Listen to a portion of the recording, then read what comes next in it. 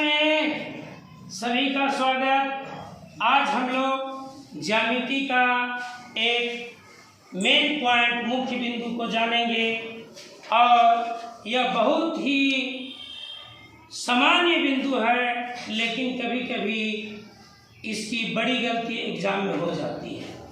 तो हम लोग ज्योमेट्री के अंतर्गत जानेंगे आज पूरक एवं संपूरक कोण। क्या जानेंगे? पूरक एवं संपूरक कोण, कॉम्प्लीमेंट्री एंड सप्लीमेंट्री एंगल। पूरक एवं संपूरक कोण, कॉम्प्लीमेंट्री एंड सप्लीमेंट्री एंगल।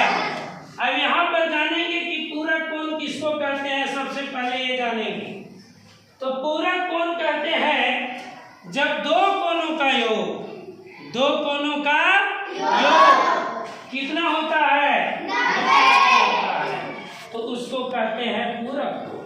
उसको क्या कहते हैं?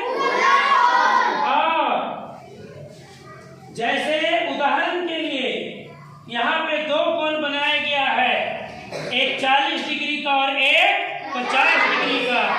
ये 40 और 50 दोनों का योग कितना हो रहा है? 90। इस प्रकार से 40 का पूरक 50 हो गया और 50 का पूरक 40 हो गया। इसी प्रकार संपूरक कोण, जब दो कोणों का योग 180 डिग्री हो तो उसे संपूरक कोण कहते हैं। अब यहाँ संपूरक कोण के लिए दो कोण का एग्जाम्पल दिया गया है। एक कोण 120 डिग्री का बनाया गया है और दूसरा कोण 60 डिग्री का। और 120 और 60 जोड़ते हैं तो कितना हो जाता है? 180 डिग्री। इस प्रकार से 120 का संपूरक 60 डिग्री हुआ और 60 डिग्री का संपूरक 120 डिग्री हुआ।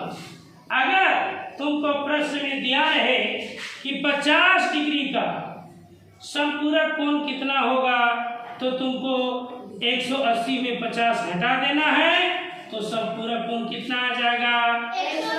130 डिग्री। उसी प्रकार से अगर प्रश्न में दिया हुआ है कि 20 डिग्री का पूरक कोण क्या होगा, तो पूरक कोण निकालने के लिए 90 में 20 को आप घटा देंगे तो कितना आ जाएगा? इस तरह से पूरक कोण ज्ञात करने के लिए किसी भी कोण का 90 में से उस कोण को घटा देंगे तो पूरक कोण निकल जाएगा। और संपूरक कोण ज्ञात करने के लिए किसी भी कोण में 180 से घटा देंगे तो संपूरक कोण निकल जाएगा। समझ में आ गया? Thank you.